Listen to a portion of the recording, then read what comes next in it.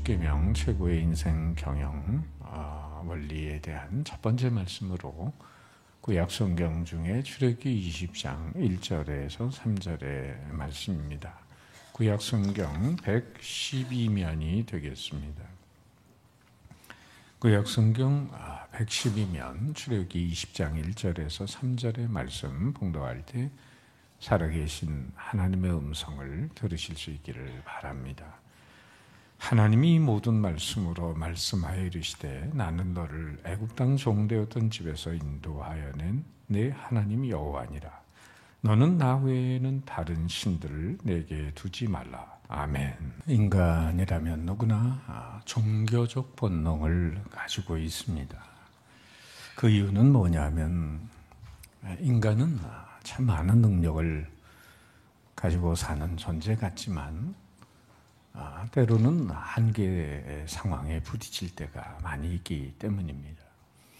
특별히 천재지면 뭐예요? 요즘 이렇게 태풍이 부는 것처럼 불가항력적인 상황들이 발생할 때 인간의 힘은 참 속수무책입니다.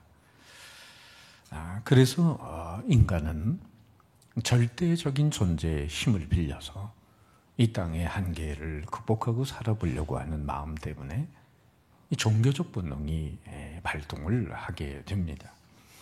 사실 신을 전제하지 않은 인간의 문화나 역사는 상상할 수 없습니다.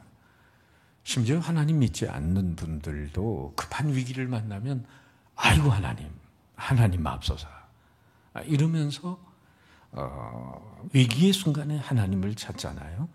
인간은 누구나 느끼든 못 느끼든 저 깊은 마음의 시면에서 하나님을 찾고 있다는 얘기죠. 지혜왕 솔로몬은 전도서 3장에서 이런 말씀 하잖아요. 사람에게 영혼을 사모하는 마음을 하나님이 주셨다라고 말씀합니다. 그래서 인류 역사의 초창기에는 소위 토테미즘이라는 것이 나타납니다. 인간이 힘이 없고 두려워했던 시절 대상들을 그저 하나님 두려움의 대상들을 하나님처럼 숭배합니다. 예컨대 곰이나 호랑이나 독수리나 뱀이나 그런 숭배를 했어요. 그런 토테미즘을 지나서 애니미즘으로 전진을 합니다. 산이나 바다나 나무와 같은 이 자연들을 영적인 존재로 숭배하는 것입니다. 특별히 산에 산신령이 있다고 숭배를 합니다. 바다에는 용왕이 있다. 오랜 나무가 고목나무가 무슨 신비한 힘이 있는 것처럼 생각하고 거기 가서 빕니다. 그리고 이제 또 샤머니즘이 나타납니다. 사람은 죽어도 영혼은 사라지지 않고 인간 세상에 신령한 힘을 작용한다고 믿고 그 죽은 영혼들을 숭배를 하는 겁니다. 무당들이 그래서 초원을 하고 구슬하고 그 영혼들을 숭배했어요. 세월이 흘러가면서 인간 사회가 발전하고 이렇게 신을 찾는 인간의 노력들이 체계를 이루고 하나의 문화로 자리를 잡게 되는데 그것이 바로 인간이 만든 종교가 되는 것입니다. 역사가 계속되면서 이 종교는 셀 수 없이 많아지게 됩니다. 대략 주요 종교 10여 개와 이 종교들의 분포와 잡다한 종교들을 다 포함하면 1만 개가 넘는 종교가 존재한다고 합니다. 신이라는 단어를 가장 일반적이고 종교적인 차원에서 정의를 내려본다면 신이란 인간의 삶의 문제에 대한 궁극적인 해답으로 믿고 의지하는 절대적인 존재다라고 할 수 있을 거예요. 우리가 비상적으로 생각할 때 인간이 힘에 부치니까 그런 절대자의 존재들이 많으면 많을수록 좋다. 다다익선이라고 생각을 합니다. 그래서 인간은 되도록 많은 신을 만들어냅니다. 종교학적으로 그래서 인간은 다신론적인 존재예요. 인도에 수백만의 신이 존재하고 옆에 나라 일본에 800만이 넘는 신사가 있고 과거에 이 그리스인들은 약 3만 개가 넘는 신을 만들어냈습니다. 사도 행전에 보면 일찍이 사도 바울이 그리스 아덴에 갔을 때 거리마다 신들이 존재하고 있었는데 심지어 이런 그 신도 있었다. 알지 못하는 신에게 라고 하는 팻말이 붙어있는 제단도 있었다라고 성경은 증거해 줍니다. 이렇게 성경에서는 인간이 만들어낸 신들을 우상이라고 합니다. 반면에 우리가 믿는 하나님은 스스로 계신 분이시면서 모든 만물의 제1원인자가 되십니다. 하나님은 피조물이 아니라 창조주이십니다. 만물의 근원이시죠. 그러나 이 창조주 하나님을 알지 못하는 인생들은 끊임없이 우상들, 다른 신들을 만들어서 그 덕을 보고 한계 많은 이 세상을 헤쳐보겠다고 하는 거죠. 그래서 볼커프라고 하는 조직신학자는 인간을 가리켜서 치료 불가능한 종교적인 존재다. 다른 말로 말하면 아주 불치병적으로 인간은 종교적이다. 그런 말이고, 또 스위스의 융과 같은 심리학자 칼 융은 인간을 종교적 동물, 호모 릴리지어스라고 규정을 합니다. 늘 신이라는 존재를 의식하고 그 신을 숭배하고 살아왔다는 거죠. 실제로 인간이 존재하는 어느 시대나 어느 종족이나 어느 지역에서 신이 없었던 적은 없습니다. 인도의 4억 불교도들은 5mm가량에 퇴색해서 지저분한 이 송곳니 하나를 세상에서 가장 거룩한 성물로 섬깁니다. 그것은 주전 544년에 석가모니의 화장터에서 얻은 것으로 800년 후에 실론 섬으로 옮겨졌습니다. 지금 그 송곳니는 실론의 칸디에 있는 이빨 성전의 황금 연꽃 위에 놓여져 있어요. 해마다 각국의 수십만의 불교도들이 그 석가모니의 송곳니를 보기 위해서 모여들고 황금 예물과 많은 것을 성전에 바친다고 하면 얼마나 인간의 어리석은 모습입니까? 인간에게 아무나 아무런 기쁨이나 위로를 주지 못한 변색돼 버린 이 석가모니의 송곳니 하나를 수많은 불교도들은 신처럼 떠받들고 있는 거예요. 오늘 이런 원시적인 우상숭배는 아닐지라도 자칫하면 우리 자신도 알지 못하는 사이에 우상숭배자가 될 수 있습니다.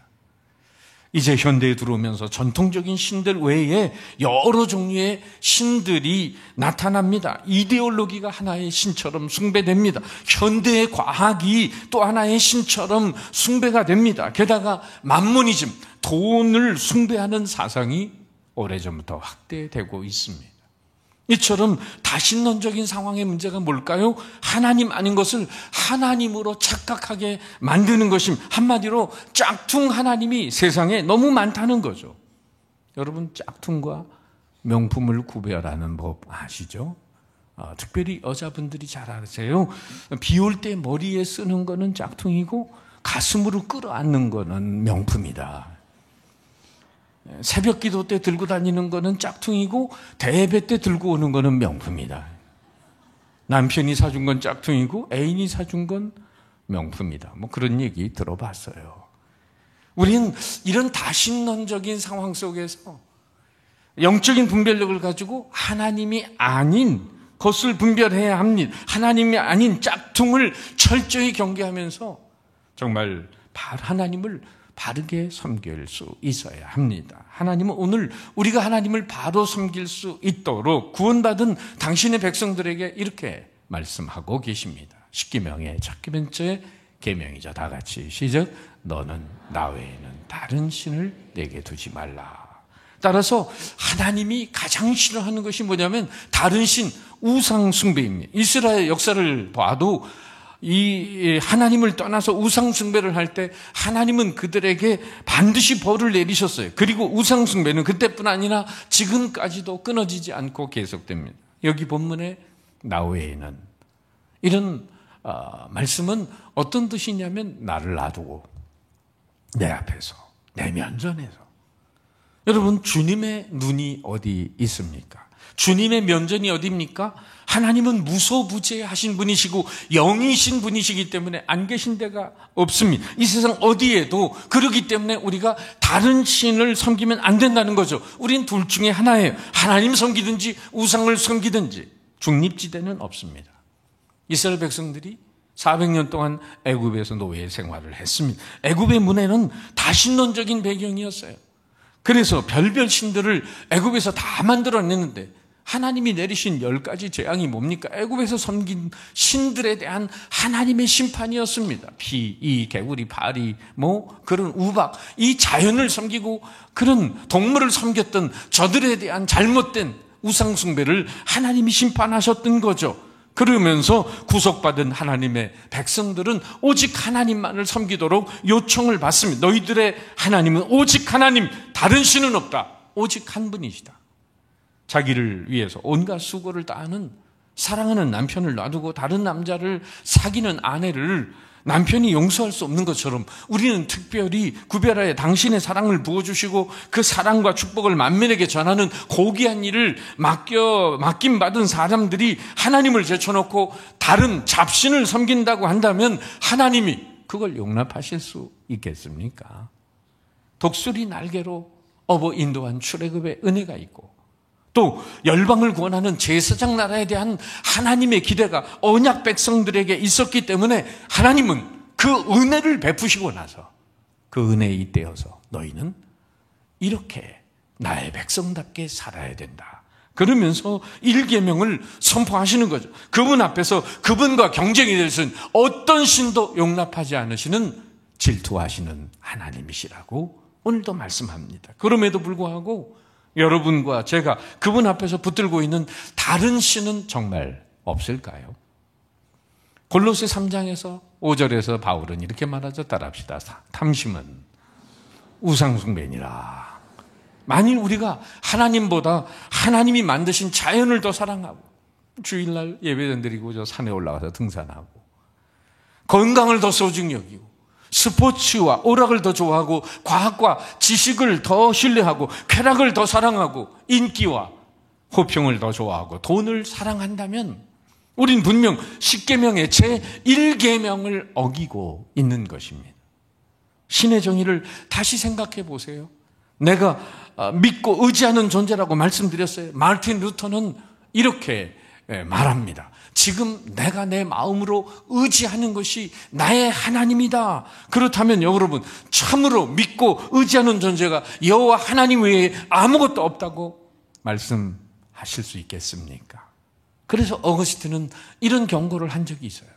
인간의 비극은 종종 사랑해야 하는 대상을 사용하고 사용해야 하는 대상을 사랑하는 데 있다. 사랑해야 할 이웃이나 친구를 자기 이기적인 목적으로 이용하는 대상으로 삼고 사용해야 될 물질을, 권세, 명예를 사랑의 대상으로 삼기 때문에 인간의 삶 속에 비극이 찾아왔다는 것입니다. 그런데 인간에게 있어서 더 큰 문제는 정말 영원한 사랑의 대상이고 예배의 대상이신 하나님마저도 자기 인생의 사형의 도구로 전락시키는 거예요. 마치 산신령이나 산타크로스 할아버지처럼 필요할 때, 아쉬울 때만 하나님을 찾는 거죠. 그리고 하나님의 뜻대로 사용하라고 주신 수많은 은총의 선물들을 너무나 사랑한다는 데 문제가 있는 거죠. 하나님, 그 선물을 주신 하나님을 사랑하기보다 하나님이 주신 하나님의 것들을 하나님보다 더 사랑하는데 여기 문제가 있습니다. 잘 아시는 대로 요한복음 4장은 예수님은 의도적으로 사마리아 땅의 죄의식과 고독과 절망감 속에 살아가고 있는 한 여인을 구원하기 위해 발걸음을 옮기심, 물 한 잔 달라고 하면서 생수를 소재로 해서 그녀와 대화를 나눕니다. 수가성 우물가 여인에게 주님은 이렇게 물으시죠. 가서 네 남편을 불러와라. 그랬더니 그녀가 대답하기를 나는 남편이 없나이다. 그럴 때 예수님께서 그녀의 모든 삶을 꿰뚫어 보시면서 이렇게 말씀하십니다. 네가 남편이 없다는 말이 옳다. 너에게 남편 5이 있었고 지금 있는 남편도 내 남편이 아니니 네 말이 참되도다. 그랬더니 여인이 하는 말이 주여 내가 보니 선지자로소이다. 여러분, 주님이 이 여인에게 하신 말씀을 예배적인 관점에서 들여다보세요. 너에게 남편 5이 있었고 지금 있는 자도 내 남편이 아니니. 남편이 5이 있었다는 것에 대해서 우리는 어떻게 생각합니까?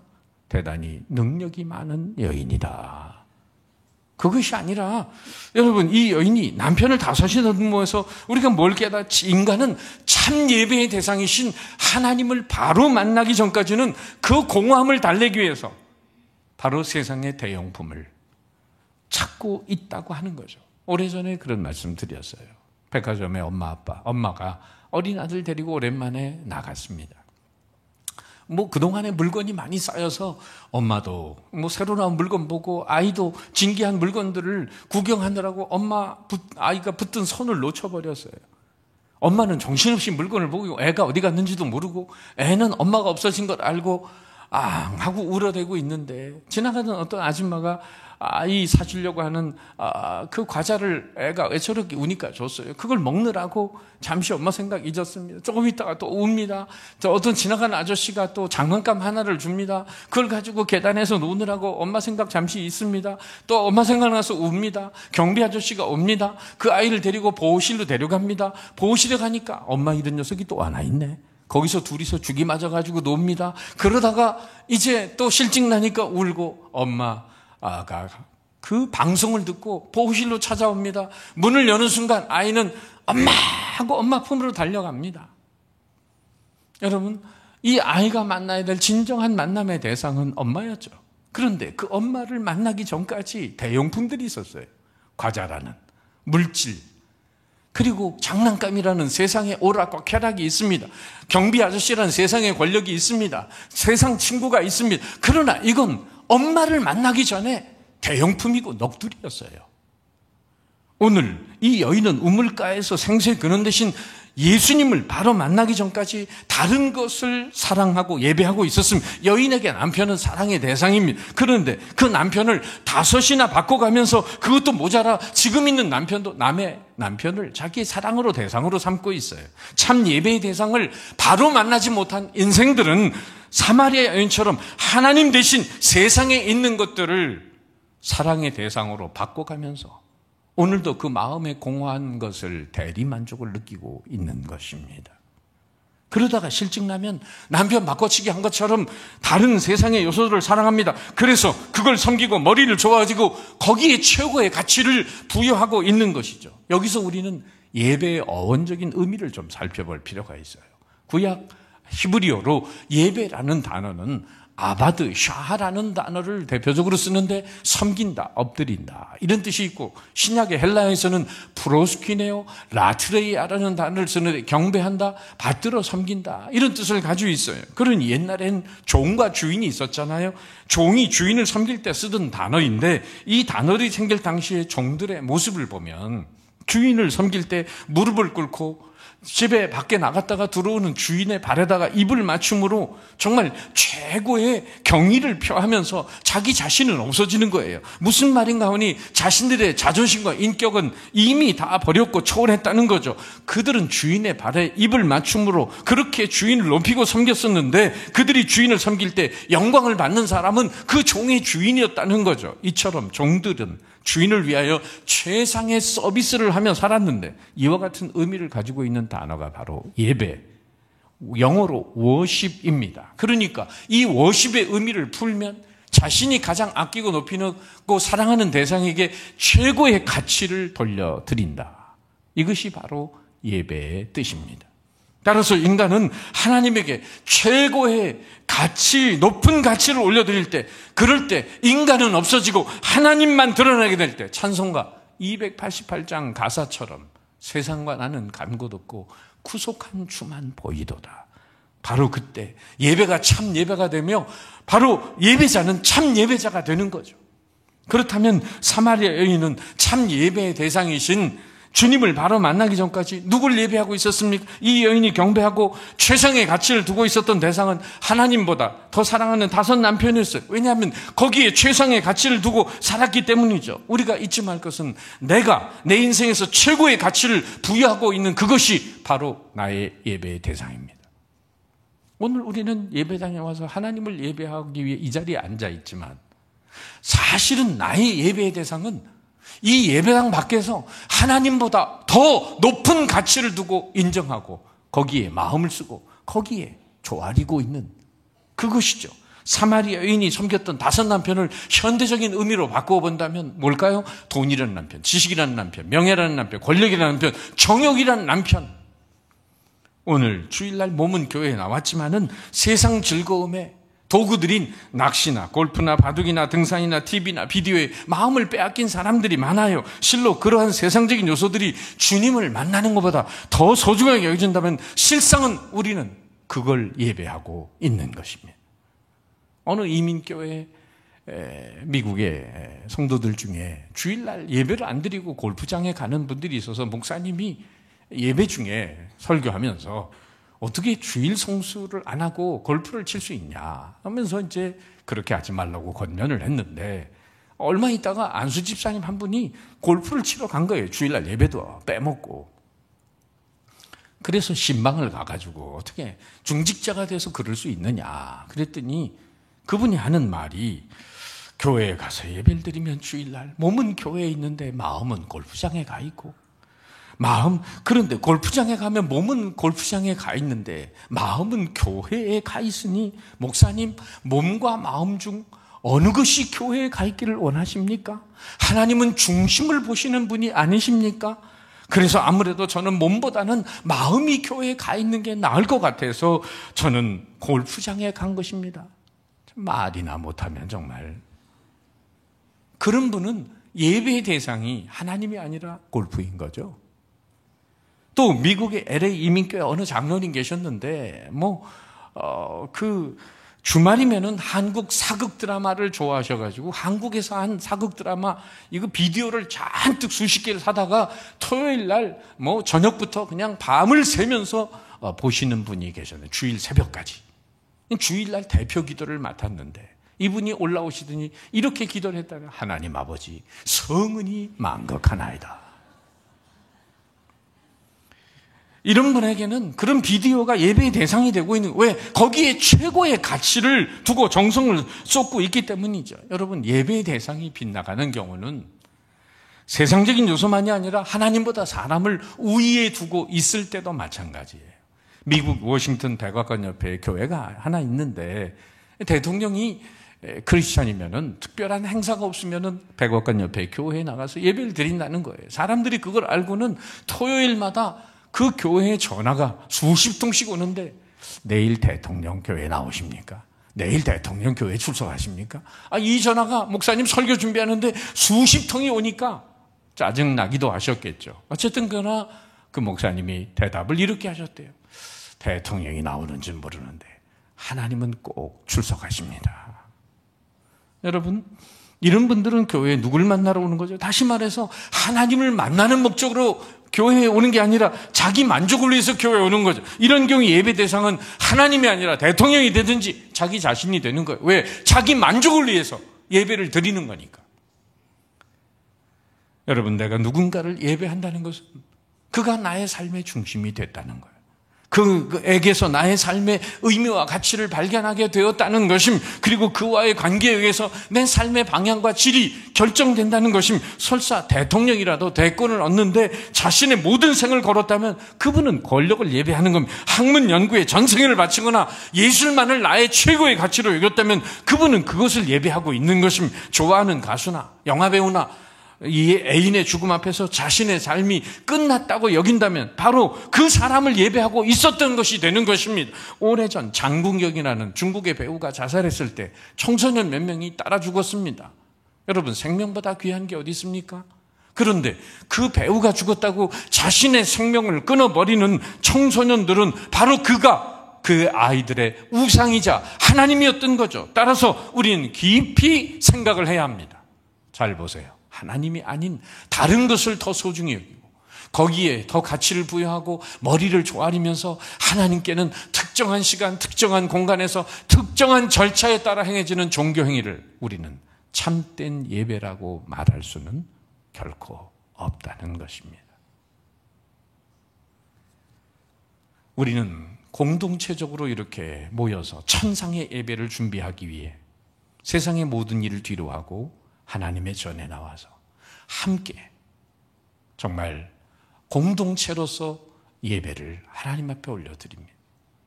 예배는 예배당 밖에서도 얼마든지 드릴 수 있어요. 진정 중요한 것은 최고의 가치를 두고 있는 나의 대상이 누구냐고 하는 거예요.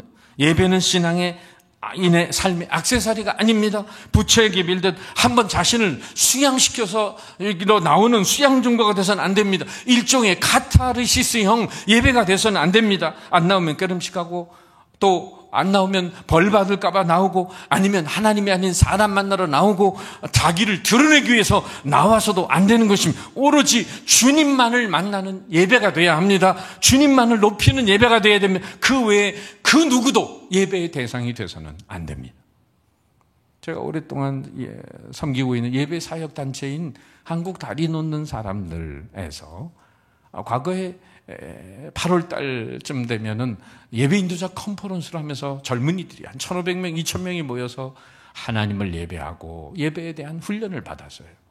그런데 그때 티셔츠에 영어로 이런 문장을 찍어놨습니다. We don't worship, we only worship God. 번역을 하면 이런 얘기예요. 우리는 예배를 예배하지 않습니다. 오직 우리는 하나님만을 예배합니다. 한번 따라할까요? 우리는 예배를 예배하지 않습니다. 오직 우리는 하나님만을 예배합니다. 그렇습니다. 무슨 얘기냐면 우리가 성가, 음악을 악기로 연주하더라도 음악을 예배해서는 안 된다는 거예요. 악기는 주님을 찬양하는 도구일 뿐이지, 예컨대 드럼, 기타, 신세사이저, 올긴, 피아노, 바이올린, 첼로 뭐든지 우리는 그 도구 자체를 예배해서는 안 된다는 겁니다.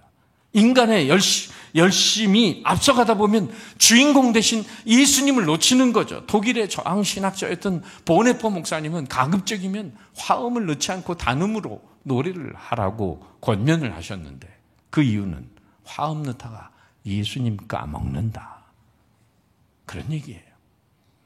여러분, 화음에 도취되는 순간 우리는 주님을 예배하는 대신에 음악을 예배할 수 있다는 걸 잊어서는 안 됩니다.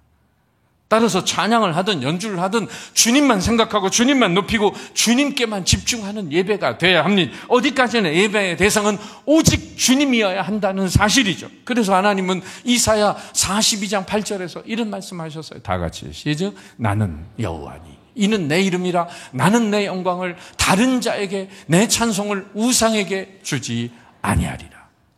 그러므로 어느 누구도 무엇도 절대로 하나님의 영광을 가로챌 수는 없습니다. 그래서 A.W. 토저 목사님은 이런 말씀을 하십니다. 하나님을 최고로 알지 아니하는 한 아무도 그를 올바로 경배할 수는 없다. 어느 청년 커플이 어느 목사님에게 결혼 주례를 부탁을 했습니다. 저도 어제 결혼 주례를 2번이나 했습니다만, 그런데 목사님은 기쁜 마음으로 그 결혼 주례를 하셨는데 한 1년쯤 살다가 오더니 목사님 찾아와서, 목사님 다시 한번 예배 좀 드려주세요. 무슨 예배? 결혼 1주년 감사 예배 좀 드려주세요. 뭐 그런 걸 또 해. 그냥 알아서 하나님 앞에 감사하면 되지. 그랬더니 그 청년 부부가 하는 말이, 목사님 애프터 서비스도 모르세요. 우리 결혼 후에도 끝까지 잘 살 수 있도록 그렇게 책임지셔야죠. 참 기특한 믿음이죠. 여러분, 하나님께서 이스라엘 백성들을 구원하시고 그 구원 이후까지 책임지십니다. 가나안 땅에 들어가서도 정말 더없이 잘 사는 하나님의 백성이 되고 언약 백성처럼 하나님의 기대를 이루어가는 그런 제사장 나라가 되게 하기 위해서 바로 오늘 이 십계명, 최고의 인생 경영 원칙을 선포하시면서 저들은 하나님의 말씀으로 살아갈 수 있도록 권면하십니다. 이것은 하나님의 명령이라기보다는 하나님의 사랑의 계명입니다. 1계명부터 4계명은 하나님 사랑하라는 대신계명이고 5계명부터 10계명은 두 번째 돌비석은 사람을 사랑하라는 대인계명이죠. 그러니까 10계명은 구원을 받기 위한 조건이 아니고 구원받은 사람들이 그 구원의 감격을 가지고 정말 위대한 하나님의 백성으로 살아가기 위해서 자기 자신에게 철저히 준수해야 할 최고의 인생 경영 원칙으로 주어진 선물이라는 것입니다. 그러면 오늘 1계명과 더불어 10계명을 잘 지켜갈 수 있는 비결이 무엇입니까? 그것은 1절 말씀에 다시 보시면 이 3절에 너는 나 외에 다른 신들 내게 있게 말라 하는 이런 말씀, 바로 앞에 어떤 말씀이 있을까요? 다 같이 출애굽기 20장 2절 시작. 나는 너를 애굽 땅 종되었던 집에서 인도해낸 너의 하나님 여호와로라. 오늘날로 말하면 우리가 하나님보다 더 가치를 두고 있는 것이 우상인데, 그 우상이 우리의 삶 속에 없어야 될 이유는 그 옛날 이스라엘 백성들을 출애굽해 주시고 해방의 기쁨을 맛보게 해주시고 언약 백성이 되게 해주신 것처럼 독생자 예수님을 통해 우리를 죄와 사망에서 건져내신 그 선수적인 은혜가 있기 때문에 십자가의 아들을 내어주신 최고의 사랑으로 우리를 죄를 씻어주시고 하나님의 보좌 앞에 나가 하나님을 만날 수 있는 예배자의 특권을 주신 하나님의 이 은혜를 안다면 우리는 어찌 하나님보다 다른 것을 더 높일 수 있겠느냐 하는 것입니다. 십자가 구속의 은혜를 날마다 되새김질하면서 이삭을 바친 모리아산에 바친 아브라함의 모습으로 300대난이 넘는 옥합을 깬 마리아의 그 심정으로 여러분 주님만을 최고로 높이는 참된 예배자로 살아가시기를 주님의 이름으로 축원합니다. 너는 나 외에는 다른 신들을 내게 있게 말라. 기도하겠습니다.